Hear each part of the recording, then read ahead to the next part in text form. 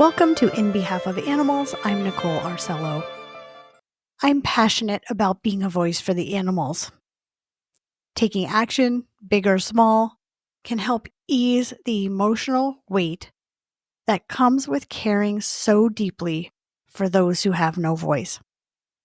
As advocates, our compassion and passion often lead us to confront both internal and external roadblocks. In these moments, it's easy to feel overwhelmed, helpless, and even hopeless. This past election has been particularly difficult for so many of us, with its outcome deeply affecting our personal lives and emotional well-being. I recorded this episode with my good friend Brian Shapiro back in August, and I questioned whether now was the right time to release it. But after considering everything, I believe it's exactly what we need. Look, as animal advocates, we are built for challenges. Like every social justice movement, we experience more defeats than victories, but those setbacks fuel our drive to keep pushing forward to those wins. Advocacy is a powerful tool for creating meaningful change, even when the political climate feels discouraging. And that's why we're here, to support and inspire each other as we continue this vital work. I know this episode will leave you feeling energized and uplifted and a little bit entertained too. But citizen lobbying is a hopeful and proactive way to channel your passion into action. Let's rally together and continue the fight for animals. Here's my conversation with Brian Shapiro. Brian, welcome to In Behalf of Animals. Hey, Nicole, thanks for having me today. It's awesome in this studio. The technology here is just blowing me away. We are so happy to have you here.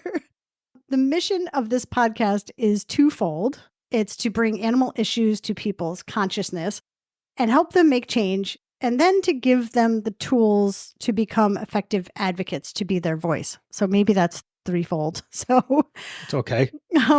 Personally, I love going to the Capitol here in Albany and visiting offices to be a voice for the animals. It's what you do every day. When I get the opportunity to do it, I absolutely love it. I wish I could do it every day. You are really good at it, and I'm sure you love to do it too. And just to an aside, you are personal friends with Patrick and I, so we talk about this kind of thing a lot when we get together. Yes. But first, so people get to know you better, like we know you. And how did you go vegan? How did you become an advocate for animals? And what led you on the path to being the New York State Director for HSUS and a lobbyist for animals? Excellent, Nicole. And again, it's great being here, and it's really important, this podcast. And I do hope that listeners will take some of this information and find it empowering, as I do. You know, you're asking sort of what my personal path was to become a leader in the animal protection field, particularly here in New York, where I'm the state director for the Humane Society of the United States. You know, I grew up in a household that was very aware and cognizant of protest. You know, I'm a 70s kid. So I had that kind of support from my parents to be an individual, to speak my mind. Awesome. I think I've always loved animals, and we were the type of household, as many of the listeners obviously have households where, you know, animals play an important part, whether it's, you know, small pets, dogs, cats, or even farm animals. But I think a turning point, I was always this is when I was like 14, 15, really focused at that time in the early 80s on the seals, the slaughter of seals, fur.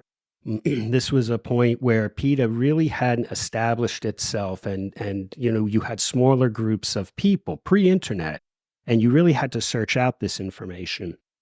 I was always into rock and roll, and oddly enough, you know, I used to, again, pre-internet, order records from England. And at that time, the alternative music scene, the punk and new wave scene, there was a heavy influence of the animal rights movement. And this one lyric that I remember, it was a band called Conflict. And folks should look that up. It is noisy stuff, but the lyrics are very heavy on animal protection. And the singer made a point in the lyrics.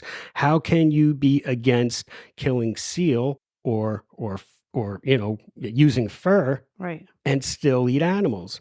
Wow. And being like 16, I was like, geez, that makes sense. That's a connection. That is a connection. Yeah. And I remember I told my mom, I remember yelling downstairs, and I'm like, Mom, I'm not eating meat anymore. And she's like, yeah, whatever. And I was 1984, and my last meat-based meal was a Swanson's Mexican TV dinner.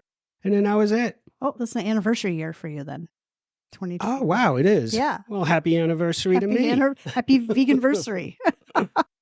So yeah, that, and I was also always very interested in environmental protection. And as we see with a lot of wildlife issues, we're going to talk about lobbying and building a community, finding other stakeholders to network with. Yeah. The environment was very important to me.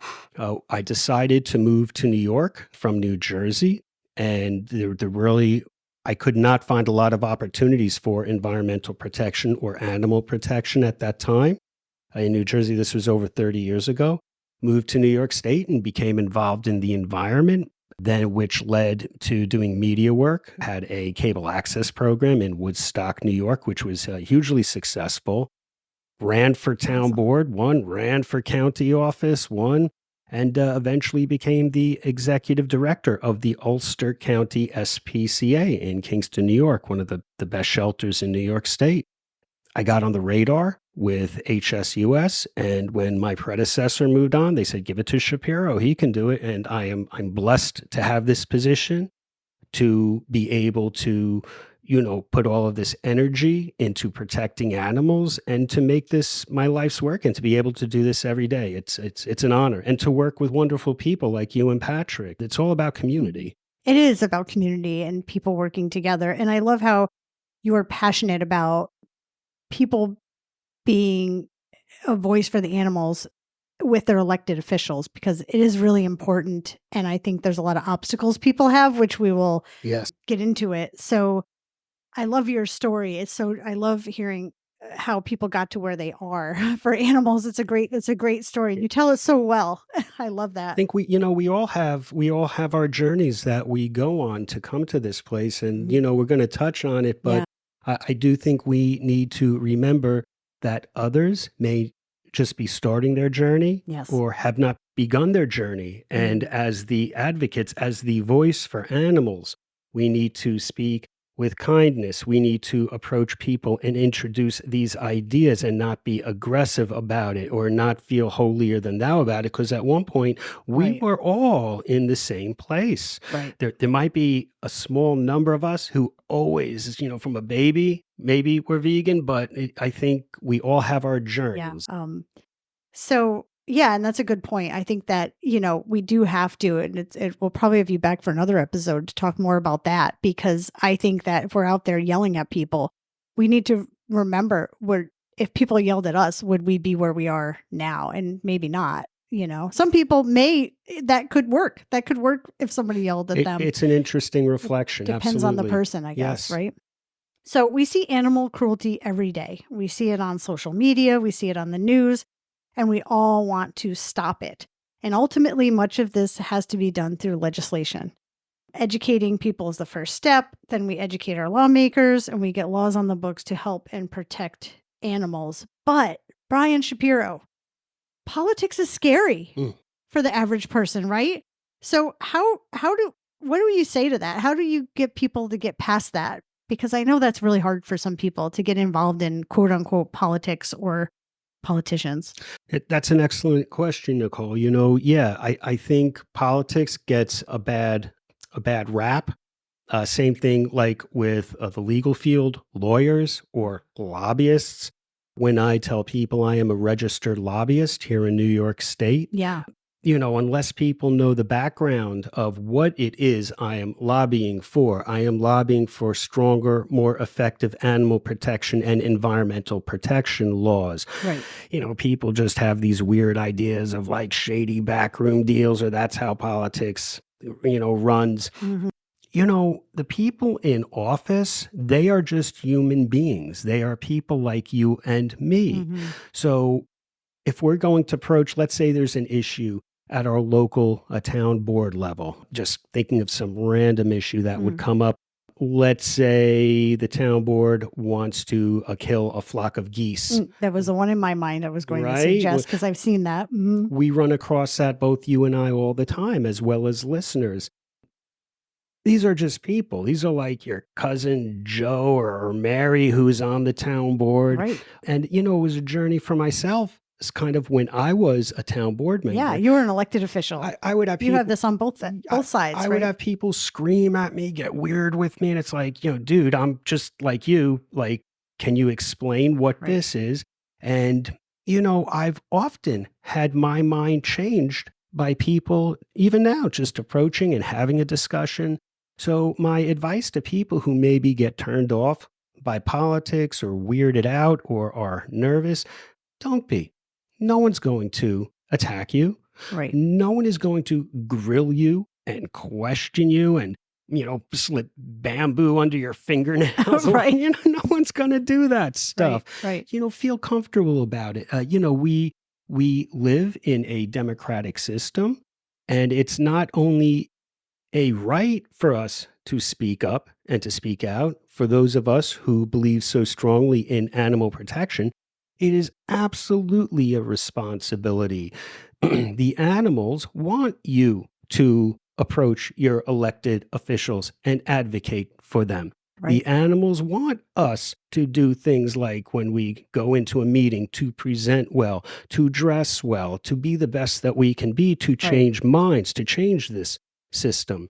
So in a nutshell, there really isn't anything to be afraid of. And there are baby steps, maybe we'll talk about that folks can take to just kind of get over that. I think you put it in a really perfect way, that in every other social justice movement, the oppressed could speak for themselves. They could fight for themselves, and the animals can't. So it's up to us. And that's why we do a podcast. That's why we go to the Capitol. That's why we do our jobs. That's why we are always a voice for the animals every chance we get, because we have to do that. Yes. So I want to kind of address all of the issues people have or fears people have before we get into like a lobbying 101 kind of type discussion.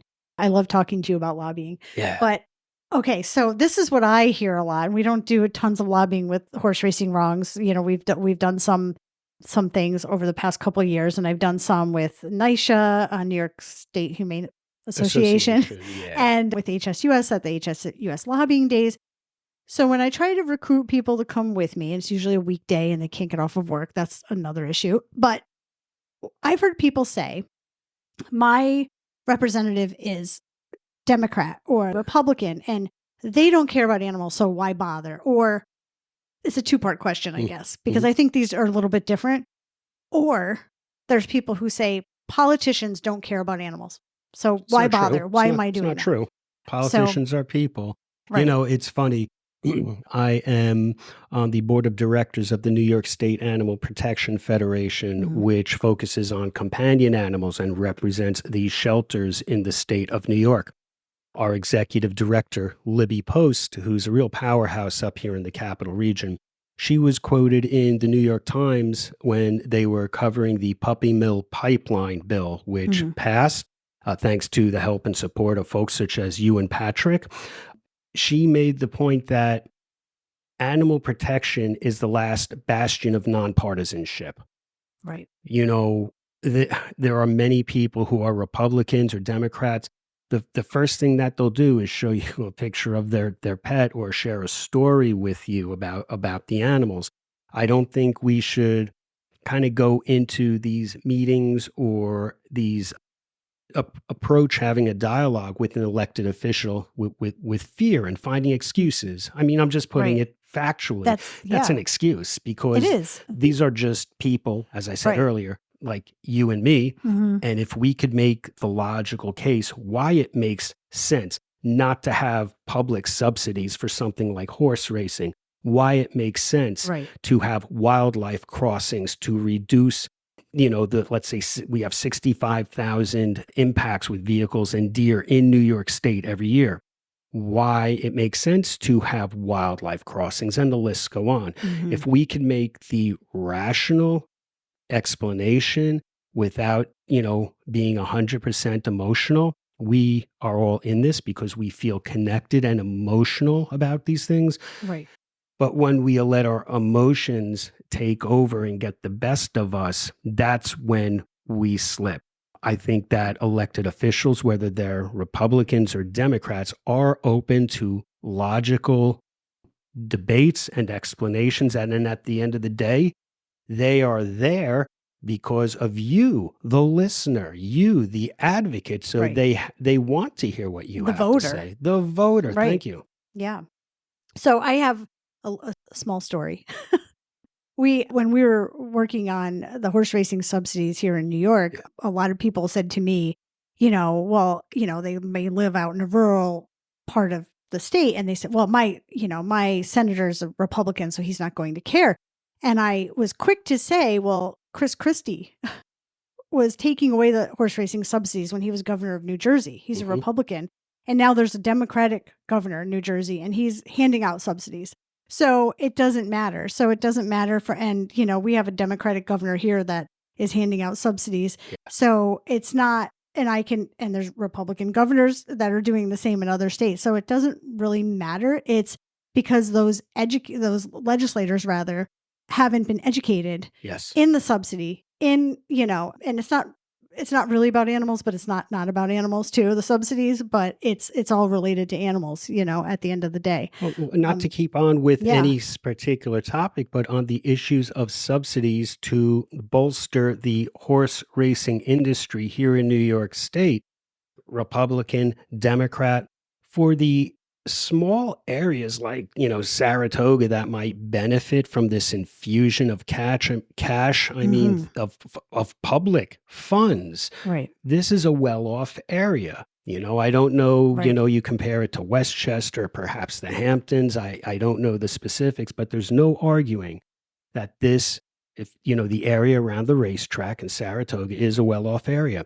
For a Republican who represents a rural district, perhaps in the, southern tier of the state, Right. they might, if presented with west. this out west, right, be like, wait a minute, that money should be used for education. That Right. money should be used to clean up, the old, polluted field that's poisoning the water supply. So, you bring up a very good point, not to fall into that trap of stereotypes of what a Republican or a Democrat would or would not support. Right. And there's so much, like, we're in an election year. This podcast should go out before election day. So I know it's just going to get bigger and crazier in the news cycle, but to try to really drive it home that it doesn't matter. So thank you so much for talking about that with me, because I think it's really, really important. A lot of people don't like politics or they don't like politicians, but I think I know, and most of the time you're not even talking to, and I'm sure you'll get to this in our when we talk more about what we can do as constituents to lobby, how we can become, citizen lobbyists, I guess you would call it. But, most of the time you're talking to an aide anyway. So if that's getting ahead of the story, but that could be our segue into kind of like lobbying 101, if you want to kind of break into that. And so how do we engage our elected officials? Well, it's funny, since you brought up, maybe that is a good point to start with. So, with HSUS, Humane Society of the United States, Nicole, as you mentioned, we have done lobbying days where hundreds of people have come to Albany. We have set up meetings with our elected officials. And this happens in every state, so not just in New York State. Not just in New York, and this is something where a lot of groups do it. I know, ALDF, Animal Legal Defense Fund, that they're very, involved with lobbying as well. So many different groups.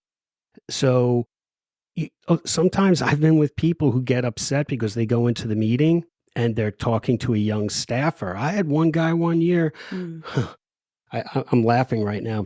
He actually got angry and berated the staffer because he said, I came all the way to the Capitol and I want to meet with my representative. And it really just kind of ruined our presentation and started things off on a really sour note.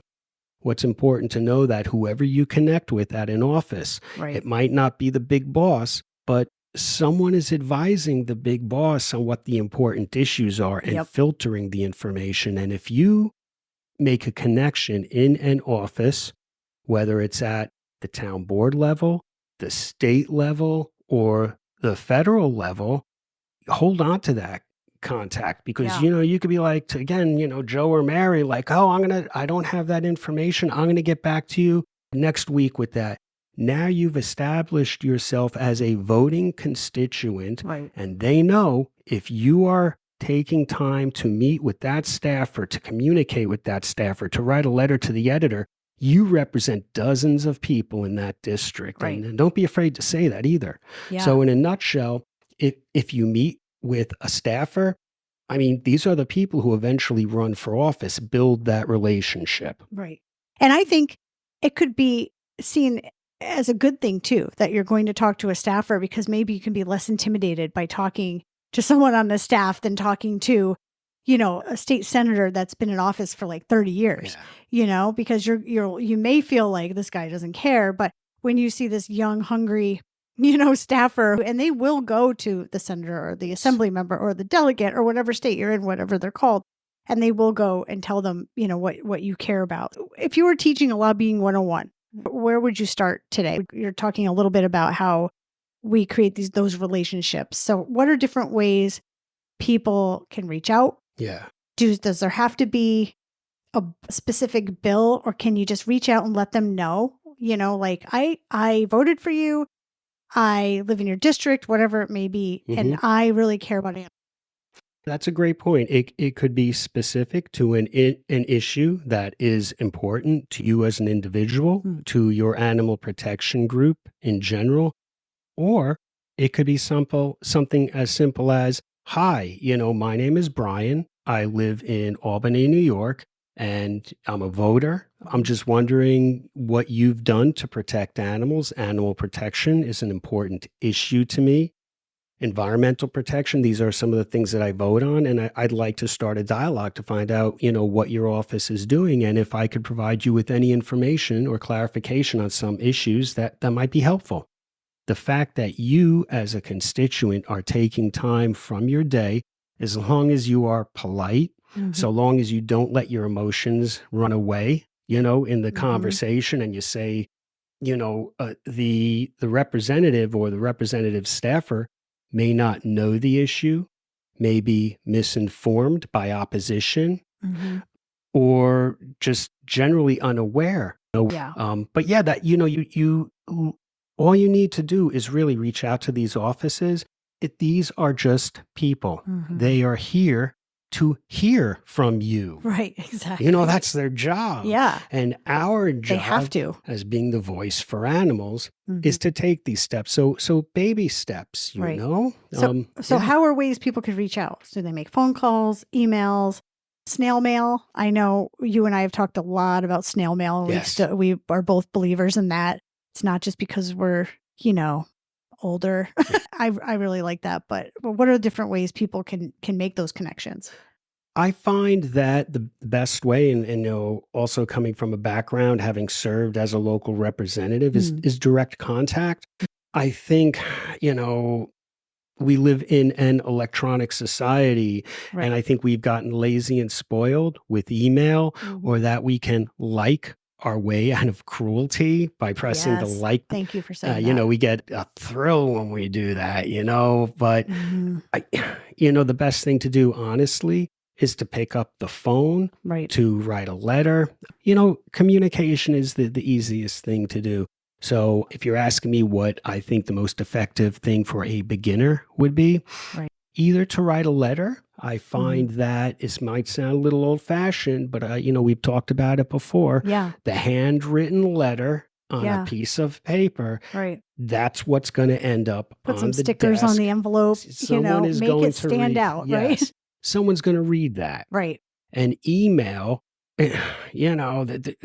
these offices get hundreds and thousands of emails every year. So you want to stand out. Right. So pick up the phone, again, if there's a specific issue, or if you just wanted to say, I'm interested in what you're doing for animal protection, or I wanted to introduce myself. My name is Brian. I'm a community leader on animal protection. I support local groups and national groups, and I'd like to kind of keep the issue of animal protection on the radar. But take that big step, Yeah. take that big jump, Yeah. I'll share just a brief story. Yeah. I'm helping my dad out a lot lately, and I'm going through a lot of the old stuff in the old house. Yeah. And I found my first letter to the editor Oh, that's awesome. that I wrote in 1979 when I was 12. Wow. And I still have it. And, letters to the editor, just so you know, so they were going to Yeah. close one of my local schools. And then I would have to be bused to a different school across town. Yeah. And, the letter was singing the praises of my junior high school. That's awesome. And for them not to shut it down. And again, having that background with parents who encourage this, I was speaking at board meetings. Yeah. Don't be afraid. If a 12-year-old kid can do it, you can That's do it right. too. You were a born activist, but anyone can learn how to be an activist and take action. So let's talk about letters to the editor, because I think that's really, really good activism. And I think a lot of people are afraid to write those. It's funny. People still enjoy the opinion section. Yeah. For myself, I read the New York Times every day. First thing I do, I hop to the opinion section. I'm interested in that. And a lot of people in the community our elected officials do read the letters to the editor and kind of feel the pulse of what the public is saying.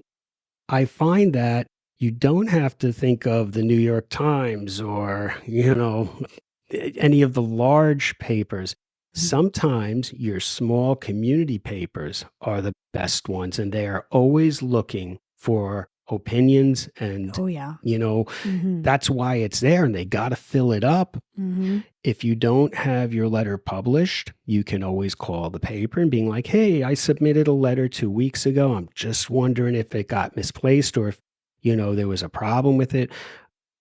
99% of the time, if I don't have something published or an editorial or an opinion piece that I send in, that does the trick. Right. Yeah. Don't be afraid. I think that's that this should be called "Don't Be Afraid." That's right. We should call this episode "Don't Be Afraid." Don't be afraid. Don't be afraid of politicians or newspapers. No, don't.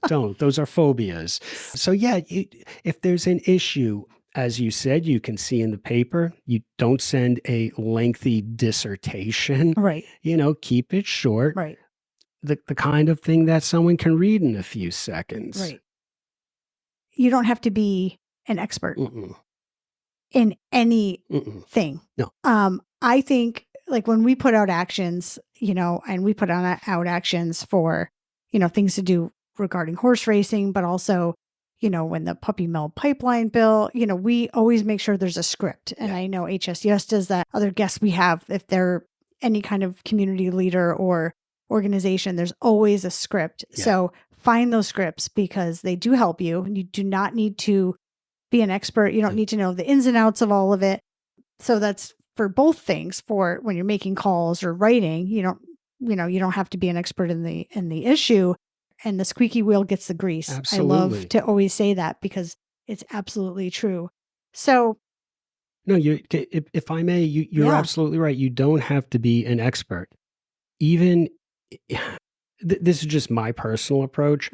Some organizers will completely overload individuals with PowerPoints and facts and reams of paper. And then someone walks in the office sweating bullets like, oh my God, what am I? It's a lot of pressure, right? There's a lot of pressure. All you need are a couple of facts, just like if we were to have a discussion right now or our listeners were to engage in this discussion, we would have some facts to share and have a repartee back and forth and a discussion. You only need, this is just me, this is just how Brian Shapiro approaches it. You just need a few facts. And if more are needed, back to what I said earlier, now your foot is in the door to say to the staffer or the representative, that is a great question. I think that's really pertinent to this discussion. Can I get back to you on that? Rule number one, Keep your cool. Rule number 2, never, never, never make up stuff. You'll Right. get called out. Yes. There's no need to make up stuff. Yes. We are That's right. so important. We are right. Mm-hmm. This is a righteous issue that we are involved in. You don't need to, go over the top with emotion. Right. You're a bad person or, make up things. Just be cool. And you can always come back with more information. Build that relationship with that office. Right. Yeah. Keep a level head. And yeah, definitely. It's really, that's hard. And it's hard, but I think it's refreshing now. It's like if I meet someone who's friendly after I've been on the computer all day at work and just people will say stuff and this, everyone knows this, but we should repeat it. People will say things in social media or online that they would never, ever say to your face, say to someone's face. Like, that's right. What weird human dynamic is that? What weird Wizard of Oz hide behind the screen kind of thing is that? So if you meet someone and you are friendly, and sometimes, look, we still have this myth about us in the animal protection movement. We scream, we throw blood, it's like that stereotype of an angry early 80s activist. Like, let's dispel that. That's a fallacy. That's a stereotype. Right. So when we meet someone and we are appealing, friendly, funny, right? Humor is important. I'm really funny when I go in the offices. Hell yeah. It makes a difference.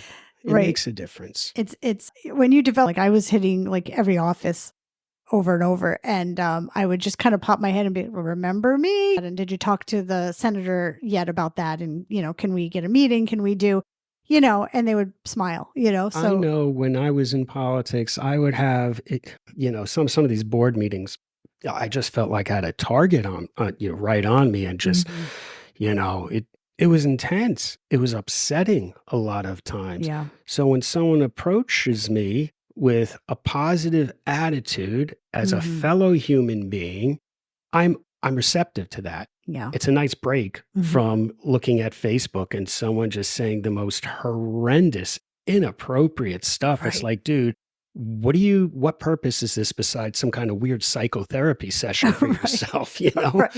Yeah, it's important to stay on topic and not attack because it shuts anybody down. Yes. If you attack and you're saying, you're an animal abuser because you're going into an event, you're supporting animal abuse and you might not know it. And I think a lot of, we're talking about the horse racing subsidies, and then there's also subsidies for agriculture too. And we can talk about that a little bit. A lot of the cruelty is subsidized across the country on federal level, state levels. But I think that it's really important for people to understand that some of these lawmakers were voted in last year and they have no idea about this because they're not educated on it. They don't know. They weren't there when this was voted on 10 years ago or 15 years ago. And there's no legislation to undo it. So maybe you need to educate them about it so they'll want to undo it, or they'll want to work on it, or or whatever. But it can, just as we're talking, I'm just thinking. So we are relatively well off with our situation and quite a bit spoiled, Nicole, here in New York. Yeah. Like, I have colleagues, there are state directors in other states that, in some states that are very heavy with agriculture, where they view animal advocates, people who are calling for a strengthening of animal protection laws, addressing sort of our whole skewed system where big agriculture is calling the shots. Some of my colleagues just get dirty looks. They've gotten the finger from representatives just walking down the halls. So, there might be people in Mississippi or, Iowa or some states where they're like, Brian, Nicole, it's nice that you're saying that, but they are really not interested in what I have to say. Right. So now the creativity part comes out, like, what can you do in your community? Right. What can you do to change minds? Maybe if we're talking about, animal suffering, maybe to talk about how delicious, the Impossible hot dog. Big fan of the Impossible hot dog. Oh my God, they're so good. Oh, good. We'll put it in the show notes where to get them. Please do. I think they're going to be available in stores soon. Yeah, but they are. Hannaford? Does Hannaford have? Yes, Oh my God! I'm going to gain 10 pounds. You shouldn't have told me that. But, do what you can do. And, I don't want to give the impression that everything is just rosy. There are officials, just like there's people who are going to slam the door, who are going to be rude. Mm-hmm. Well, I don't know. Then I guess you have to find creative ways. We're sitting here having a podcast, a pleasant conversation, talking about important stuff. Right. Maybe you need to do that at home as well. If you're finding that you don't have avenues, so you just got to bring it back. And again, the responsibility on us. They are the emotional ones. Right. It's the puppy millers that are emotional. It's the ones that are driving these horses that lose their minds. Mm. It's the ones that support killing contests, killing the largest wildlife when the HSUS and other groups who joined together. And I have to thank you, Nicole, and Patrick were such a strong part of this, ending killing contests for cash in New York State. The opposition, they were on the verge of tears. It's not us. Right. It's not us. So, we as animal advocates, again, we have a righteous position. We should not lose our cool. Right. And not allow people to press our buttons. Right. And the opposition to what we're trying to do for animals, those are, you were saying earlier, like this vision of lobbyists is this monster type person, right? Like they're driving big expensive cars and they're making millions of dollars. But that is sometimes the opposition, right? So that's the people that we're up against sometimes, are these powerful, industries, these powerful lobbyists that they hire. And so how do we keep going when we think about that too, I guess? People power. Yeah. People power can change things. And we've seen it time and time again. I'll talk about Prop 12. So California, a number of years ago, passed a measure called Proposition 12, which basically laid out that any products sold in the state of California, agriculture products, meat, eggs, etc., that the animal has to be raised in standards where they can stand up, spread their wings, and turn around. This isn't rocket science. This is what for ages has been referred to as traditional animal husbandry before we turned food and animals into disposable objects, just a cog in a machine with no respect for that life of the animal. So that passed, and there was big opposition, and the HSUS also helped keep this, and the Supreme Court decided that it wasn't going to hear the case. I believe it was sent back to a lower court. So these types of things with the moneyed lobbyists, with the opposition, the agriculture industry and others, this stuff goes all the way to the top. But people power, as things change, as people, you remember like when we were kids, people would look at you like you had 3 heads if you said you were a vegetarian. Right. Right. We've come so far away from that. So I think don't be intimidated. I am a registered lobbyist, as I mentioned before. I lobby for animals and for the environment. And that's the system that we have. And you at home can be a citizen lobbyist too. And, we have had many success stories of taking on these big, outdated industries. Yeah. And talk about some of your success stories. What we were talking, well, 2 things we talked about. A couple really great bills have passed in New York State in the last few years. Nicole, you brought up the puppy mill pipeline bill. So here in New York State, we refer to the pipeline of animals brought in from other states in New York that are raised in puppy mills. Mhm. A puppy mill is essentially a factory Yes. where animals are raised, where profit is the number one goal, and there is no or very little attention paid to the well-being of the animal itself. Again, Right. just raised as cogs in a machine. Mhm. So You it's can go in more depth if you want to about any of these as you're speaking about it, because maybe people are listening from another state who has no bill like this. And what happens to those dogs, cats, and please mention how rabbits got into the mix here, because we have a bunny in our I house love your bunny. that you love. You love I'm Snowball. bonded with your bunny. Yeah, you have. So go ahead. Sorry to interrupt. No, you didn't interrupt really at all. important. So, animals in pet stores, brick and mortar pet stores, something we all grew up with, that 1952 hit, how much is that puppy in the window? Right. Where'd those puppies come from? When we first started addressing the issue of puppy mill cruelty, we all have different points and speaking styles, and that's how we'd always introduce it. Where do they come from?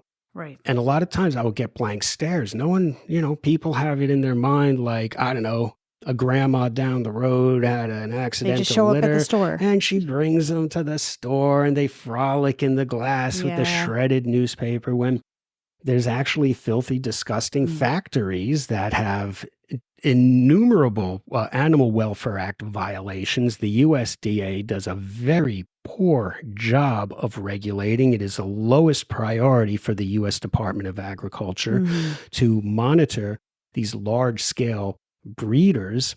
So New York, it was a battle. You guys joined it. There were thousands and thousands of animal advocates and groups. So starting this year, New York will no longer allow the sale of dogs, cats, and rabbits in brick and mortar pet stores. Yay. Because the pet stores always get the animals from these out-of-state puppy mills. Why? Because it's cheap. They just go on the puppy mill website for the breeder. They click, click, click, click. I want that. And a couple days later, the truck comes, stops in New York, goes on its way up to Boston. Right. And the product, these animals, are dropped off. Meanwhile, the mother rots in a cage and is often taken out back and shot after the animal has just produced litter after litter, so we can have cute, adorable, designer dogs in our homes. Right. So we passed this law. There was a lot of money put into it. Again, we're here in New York, so it was a lot of the pet stores on Long Island were pumping millions of dollars into stopping our legislation. We got bipartisan support, and it was only because of, people like our listeners contacting their legislators using those talking points. Right. And we, again, it was not a Republican Democrat thing. Right. And we passed it, and other states can as well. And this was overwhelmingly, the New York State legislature supported this bill. It was huge. You huge. did great work.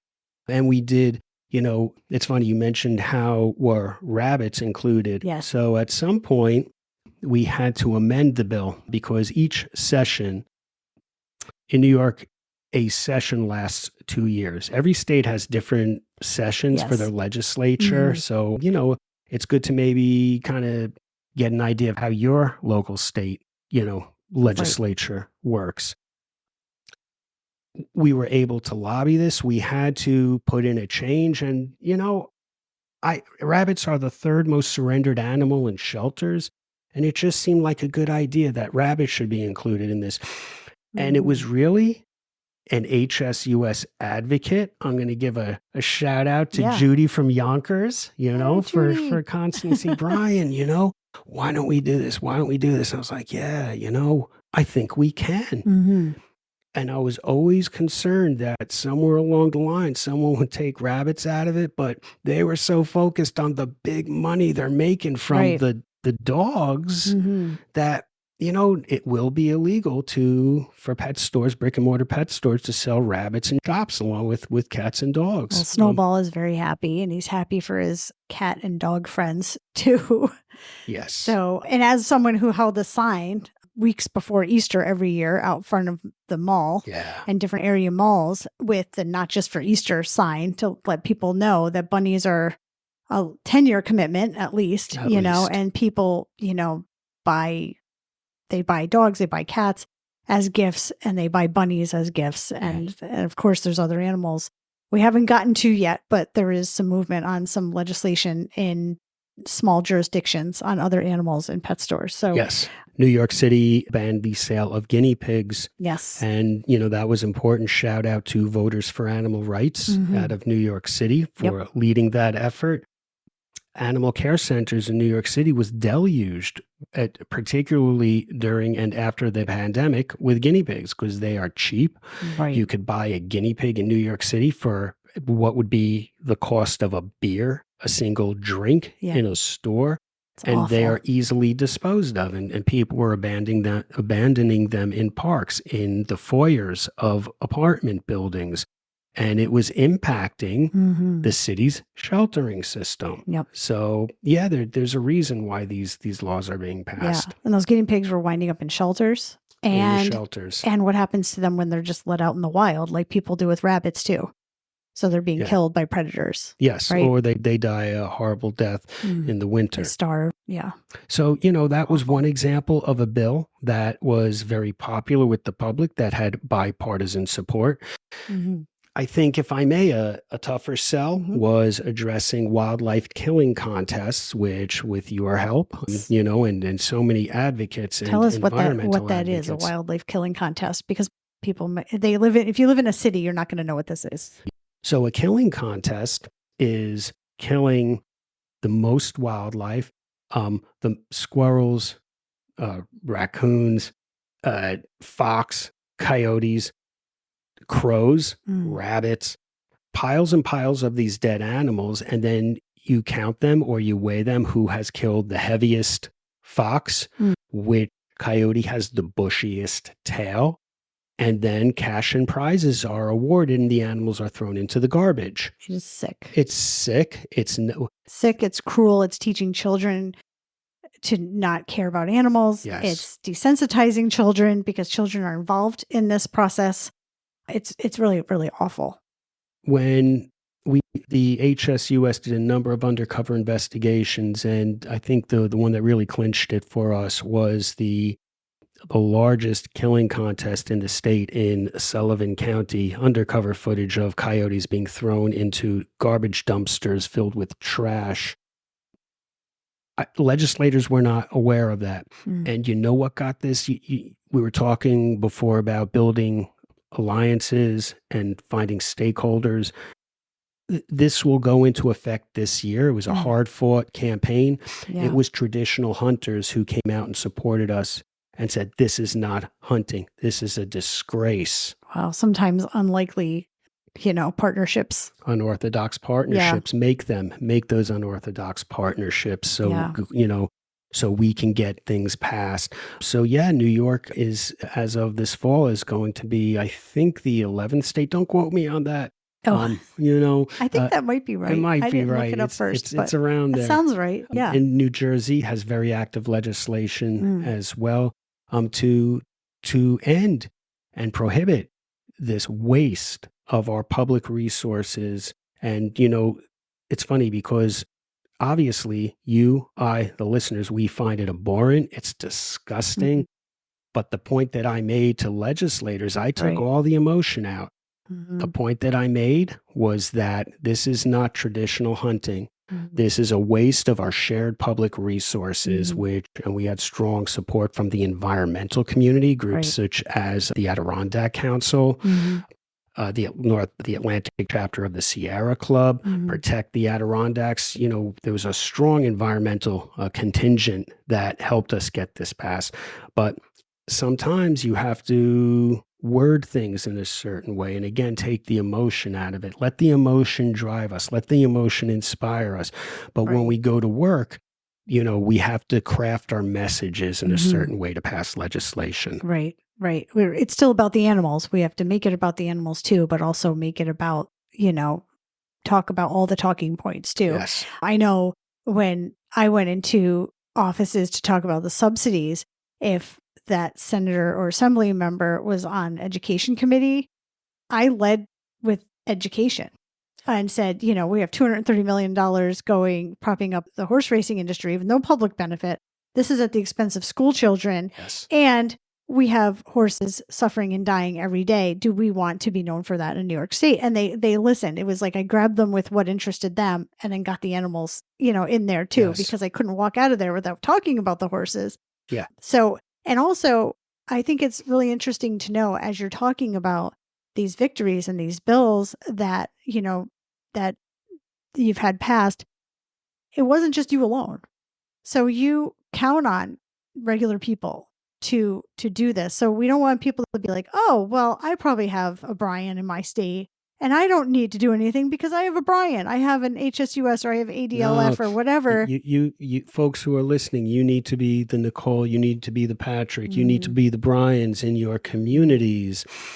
And there's nothing special about me. I'm just a dude who believes in protecting animals and kind of, pays attention like, oh, that's how you speak at a public meeting. Oh, that's the formula for a successful letter to the editor. Right. Oh, that's why, a bill in the assembly has an A before it and then the number, and a bill in the Senate has an S before it and a number. If you're into it, learn about it. And I can't stress this enough. This is heavy stuff we're talking about, but enjoy it. Have fun. Yeah. Have fun participating. I was just thinking that, like, you and I are like all about the power to the people, power of the people, and the people do have the power. And I wish it was infectious because I love it so much and I believe in it so much that I wish I could just like breathe on somebody and they could get my sickness about it, my good sickness. Yes. Because I really do think that, we elect these people and they need to listen to us. And we can't just say, oh, they're not going to listen to us and not do anything. No. And if they're not listening, again, you find other ways to do it. This is our raison d'etre, our reason to be is to help make this a more humane society for all animals, to fight for all animals. And yeah, there are some legislators out there in certain areas who don't care. I mean, that's just a fact. It's not all of them. I think it's a minority. Right. But, if they're in league with Big Ag or with the puppy millers, we still need to get our message out there. Right. And feel free, perhaps on the podcast at some point, I could give my email address. Folks know how to reach out to you. Oh, yeah. We'll just put that to in the bounce show notes. ideas. Yeah. Yeah, definitely. And how do people, we don't have to do like how a bill becomes a law or anything like that, I don't think, but but we can talk about that if you want to. I think we should just kind of keep it simple. And also how do people find out? Not everybody knows, and it's nothing to be ashamed of or embarrassed. What if you don't know who your state reps are? Go ahead. Cool. So the Schoolhouse Rock, the video of how a bill, that's just classic. And that really is for the most part how it works. I'll speak how things work in New York State, which I'm going to put that in the show notes because it's a fun video. It is a fun video. Definitely a trip back in time. That's right. Total 1974 stuff. So someone will have an idea for a bill or a law, whether it's the representative or a constituent. You can come to a representative, happens all the time. I have an idea. I'd like you to put in a piece of legislation for me. So in most legislatures, a state legislature is combined as a term for both houses. So in New York, we have the assembly, and then the higher chamber is the Senate, just like at the national level. Right. So you need to have a sponsor in both. You need a senator to sponsor a particular bill. You need an assembly member. By the end of the process, it goes through all of your committees. In New York, we don't have hearings, but there are hearings in other states where the public is heard. You can submit letters, you can submit testimony. The legislation from the assembly or the House and the Senate needs to be exactly the same. And it has to pass both committees. Those are companion bills, right? Is that what they're called? Yes, correct. Or a same as bill. Right. And sometimes a bill has to go through 1, 2, 3, 4 committees, so it is a lengthy process. I would say for most animal bills, it takes at least 5 years for something to get passed. Right. And then once all of that is done, we all pat ourselves on the back when the legislature votes for it. Now the governor has to sign it. Right. So it is a long process and takes commitment to do.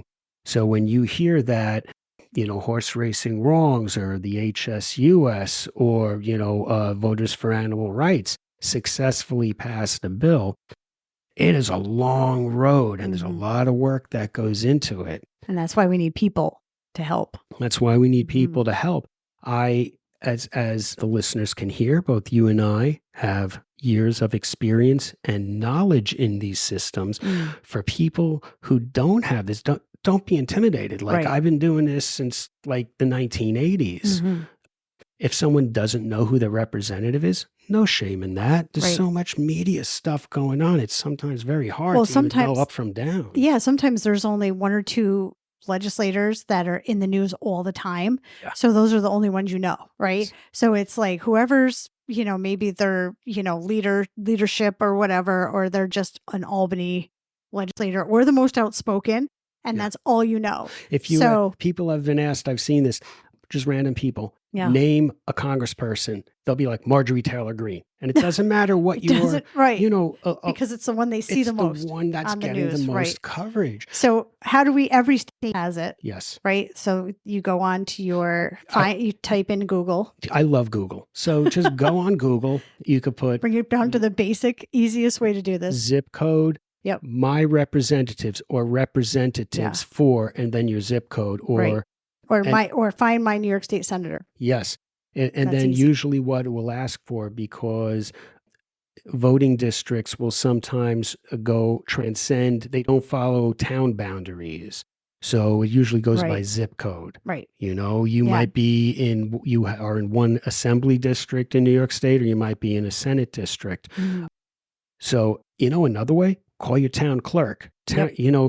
I love town clerks. Your small-time town clerk, they are sitting there and their staff are there. The clerk's job is to help you. Right. You can also call the clerk and be like, hey, who are my representatives?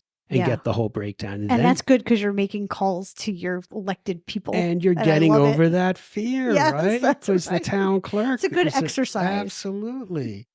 So we may have a page still on our Horse Racing Wrongs website where it has all of those. It's like a search tool that every state government has, and you can type into Google, like find my New York State senator, and then you'll go to the senator tool and you put in your zip code, like you said, or sometimes you have to put in your whole name and address. Do not be afraid of this. I have seen people say, well, I don't want to put in my name and address. I'm like, why? Dude, they know who you are. Like if you have a driver's license, they know who you are. If you get mail, they know who you are. No one's going to come after you. No one's going to be afraid. If you have one of the cards for the supermarket to get your, discount on bananas, they know who you are. We're all microchipped. No, but they know who you are. So I think, but that's a really easy way. So really quick, we're just doing how a bill becomes a law. And you're very good at saying everything in a really non-complicated way. Is there a different way to say that? Non-complicated way. That does it. It's very easy. Yeah.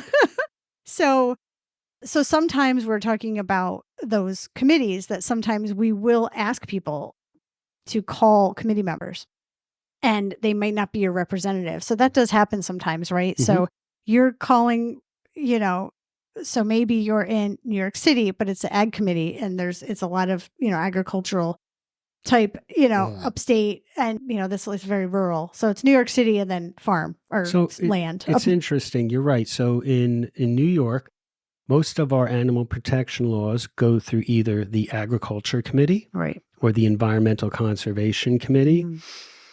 At times, there's other committees, like one of the bills that we are working on is to eliminate breed discrimination in the issuance of renters insurance policies. Right. We were able to pass a bill addressing homeowners, that homeowners can be discriminated against if they have a bully breed or a big dog. So the insurance committee oversees that. Yeah. There's With, lots of with committees. subsidies, there are specific committees. Ways and means. And, Thank yeah. you. Yes. Mhm. So, where to go with all of this? Right. Follow the advice of trusted organizations that you're working with, because at any given point, you'll be contacting one committee, Right. and then it might seem confusing. Then you're contacting another committee. I mean, it's like a Right. game of football. The ball's bouncing all over the It's place. true. So don't get confused, but Right. listen to Nicole and Patrick. If Yeah, they're watch saying, those action alerts. watch the This is who action we're calling alerts. today, and this is who we're calling next week. Mhm. And don't be afraid to ask questions too. There's no such thing as a dumb question. That's right. It's so important. So, okay, let me ask you this question.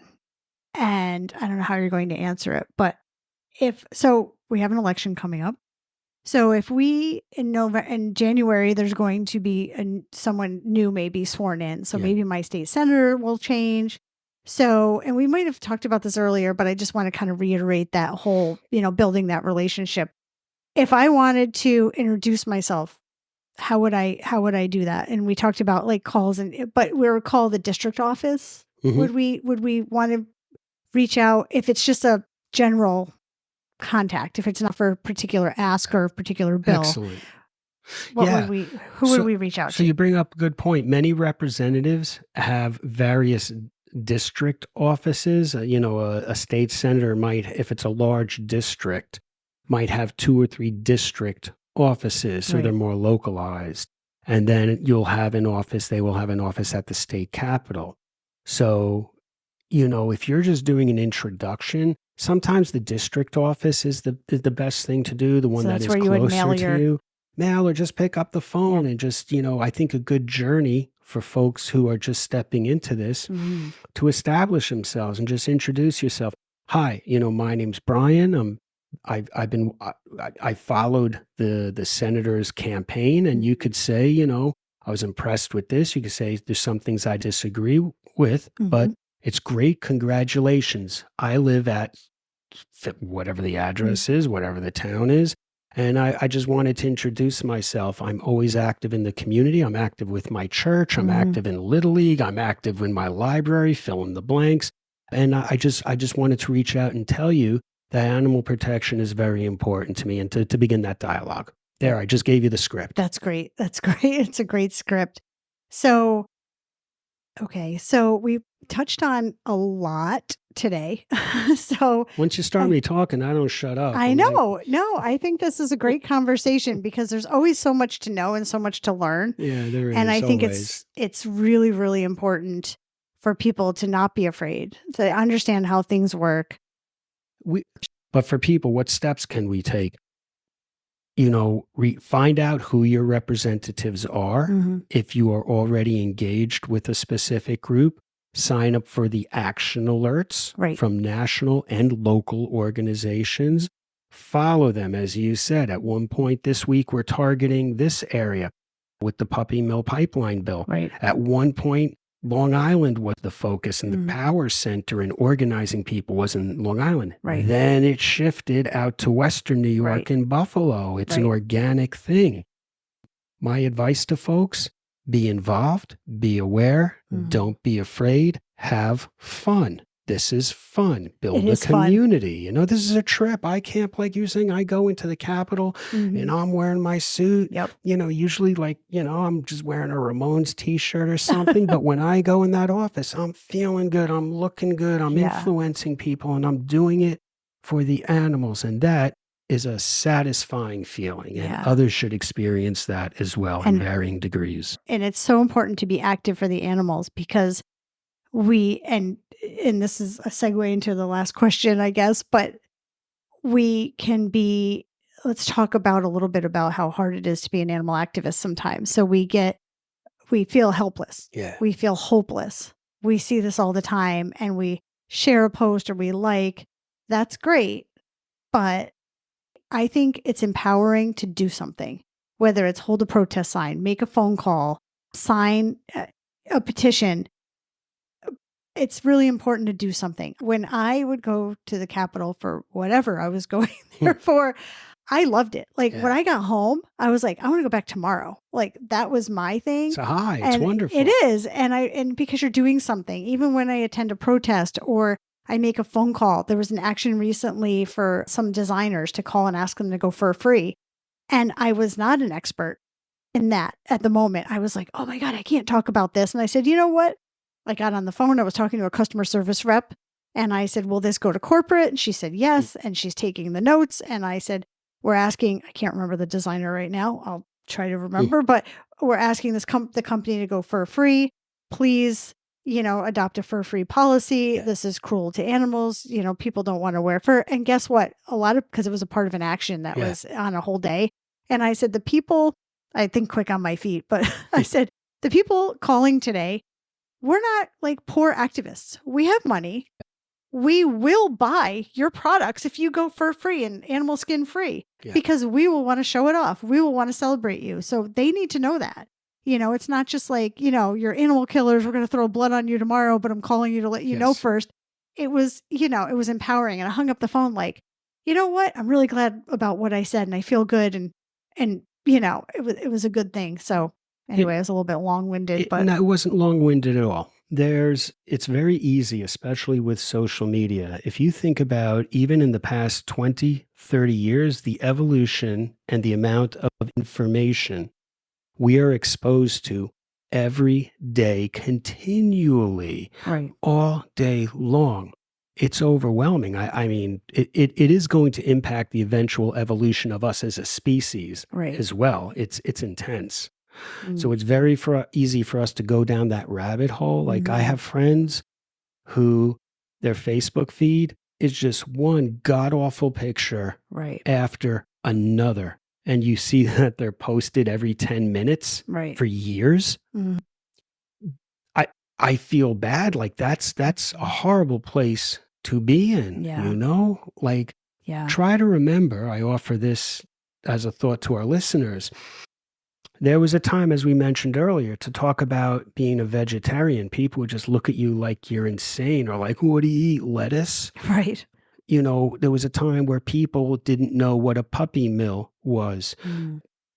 There was a time when photographs of trophy hunting with some ne'er-do-well standing over a pile of dead baboon babies, they're smiling at the camera. This stuff is out of fashion now. There was a time when a giant gaudy fur coat was the height of respectability. Right. We are evolving now. So all of this information that's online, we can use this, we can be a part of it, but let's not become overwhelmed with it. These horrible things that happen to people and animals, it's very hard to avoid seeing them, but if you need to turn off the computer, turn off the damn computer. Yeah. Step away. Yeah. And focus. If it's overwhelming, say, I'm going to focus on one thing for the third time. I'm going to sing the praises of the Impossible hot dog. So Brian has no stock in the Impossible. Oh my God! Dog that I am aware of. And you know where I'm going right now. After this is done, I'm going to go to Hannaford or to Wizard Burger in Albany and pick myself up an Impossible hot dog. He doesn't own stock in Wizard Burger. I do not. Okay. So all kidding aside, don't become overwhelmed with these things. Things have moved in such a positive direction for animals. We are winning. Are we ever going to eliminate suffering? Now, this is a theological discussion. Right. We are never going to eliminate suffering. Yes, but we can do as much as we can to stop these things. And we have to work to stop. Yes. Get things banned. Yeah, right.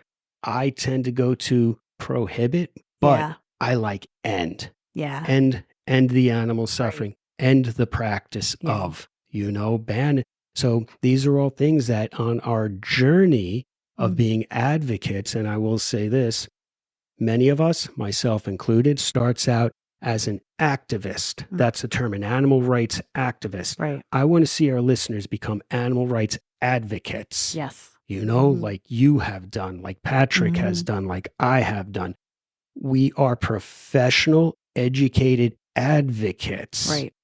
And I think that's the way to go in the direction for us to evolve and to feel good about ourselves. Yeah. And take action whenever we can. And it does feel good and it gets you out of that hopeless feeling. Yes. So, because this is your life, you're fighting for animals, you have to talk to legislators who may not want you in their office, or who may. I remember Well stories said. from Patrick and Nisha days years ago. So we ask all of our guests who are out there making changes for animals and doing great things, and who are really dedicating their lives to this, like you have.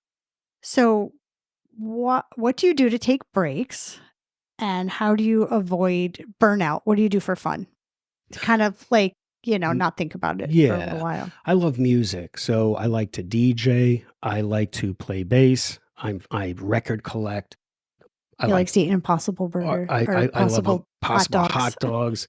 I do prefer the Impossible Burger over the Beyond Burger, but that's for our next discussion, our culinary discussion, which you are in a leading position to advocate for. Right, but no, seriously, and I've seen you DJ, and you love it, and it's so. I'm very pleased to give you tinnitus. It's nice because I like loud music. And it is important to step away, and it's hard. It's not easy. Yeah. Burnout's a real thing. Burnout is a real thing. And I want to use as the example again, and I'm not, critiquing, but I think if every post on your Facebook page is something horrible, hats off to you for recognizing the injustice of it and the need to change and to end certain practices. But I don't know, man. Put a little video of a groundhog frolicking every morning. You talk about what I like to do. So my morning is Death Wish coffee, reggae music, and feeding backyard wildlife. Yeah. So for an hour, I've hour witnessed and a half, this, so I know this is what you do. Yeah, it's true. I'm not making this up.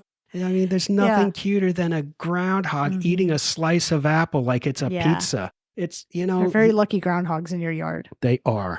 They are well fed. So, these are the types of things. Find things that we are not going to change the world by burning out, by overwhelming ourselves with the negatives of the situation we're in. You got to recharge and find fun things. And that's what I said. You know what? Let this journey be fun. Enjoy it. This is a righteous, fun journey with friends and colleagues. We are friends. We met through the animal protection movement back in the day for the internet. The whole, quote, animal rights movement was just a small gathering of 5 people that would get together and maybe watch some PETA videos and have a discussion and then go protest outside of, a fur shop or something. Yeah. But these are people who we met, who we made friendships with. So you're not alone. Yeah. You're not alone. And it's good to hang out with those people, like-minded people, go out to dinner, have a little gathering. And you can complain a little bit about the animal stuff. Yes. But, I find that we try not to as much. We try to just have fun. Like my friend Jean says it's a JFF day, just for fun day. I love it. And she's like, we have to have a JFF. And it's needed. And Jean's been, protesting since 1970 something, so, and she's still in it. So, that longevity. But, think about it like this, if you make it your job to be an activist or advocate or however you identify for animals, if you worked in an office, would you allow them to make you work 24/7? You wouldn't do that. Well said. And the animals can't. Well said. They won't benefit if you burn out. Why are you making yourself work like that if you wouldn't let the boss man do that to you? Right on. Right. And I still put a lot of pressure on myself. So I'm learning, and that's why I ask. And, I think it's important to kind of, as we're inspiring people to be advocates, let them know that, you can take breaks and you don't have to. We're not telling you to do this. We're not putting demands on you. The only demand we have is to be a voice for the animals every chance you get. Yes. So anything else you'd like to add before we wrap up for today? We'll have you back, I'm sure. I'd love to come back. I want to thank you and Patrick and in behalf of animals for the outstanding work and bringing this message to the listeners. And I would like to thank everyone who's listening right now. I think you're listening because you recognize the importance of animal protection and what it means to you personally. So for the upteenth time, recognize that. Feel good about yourself. Feel good about what you're doing. Many times we focus on these animal protection issues, but we don't take time out when we hold an animal, a companion animal, to really drink in the beauty of that moment when you're with an animal. Life is good. All we can do is what we can do as individuals. So stay on the right path, enjoy life, and stay in it for the animals. That's perfect. Thank you so much. Thanks, Nicole. Thanks, everybody.